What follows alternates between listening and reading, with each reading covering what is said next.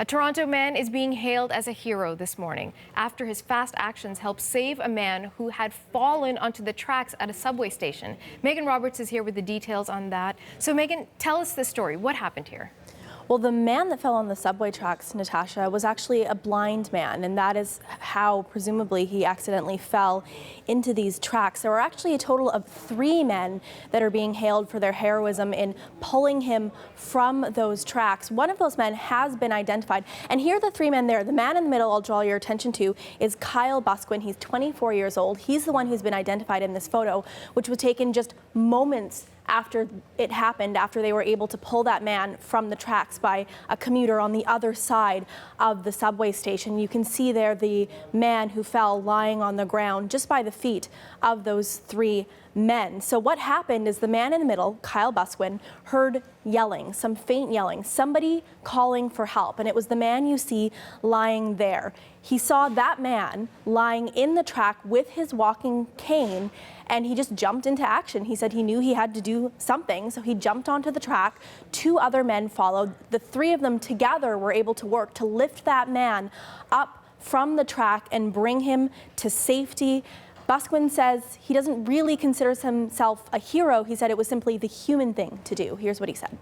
There was a little bit of people forming a crowd, so at that point it's like a mob mentality. You just go and see what's happening, and then when I seen the guy in the actual train tracks, I just knew what I had to do. I'm very ethically and morally driven. I just wouldn't be able to live with myself if I didn't help somebody that obviously needed the help and was clearly in need. What I think I did is not heroic. I think I just did a very human thing and just saving someone that was in trouble.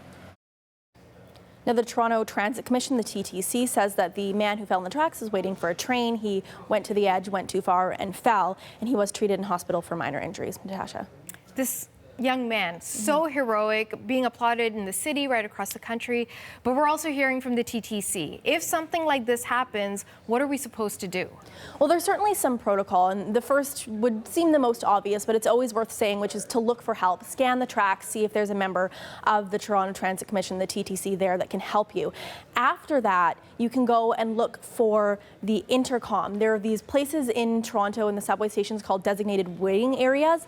In there, there's an intercom where you can talk to somebody directly, the station collector, who can help you. If that fails, there's one more emergency measure you can take, which is that you can actually stop the tracks. You can turn off the power to the tracks. There are these emergency power stations at either end of the track, and if you go there, there's instructions on how you can turn the power off to the tracks. That's, of course, the last measure. And these, of course, are very Toronto-specific examples, but anywhere else where there's subway tracks or light rail tracks will have their own emergency procedures. And, of course, looking for help from somebody who works there is always the first step.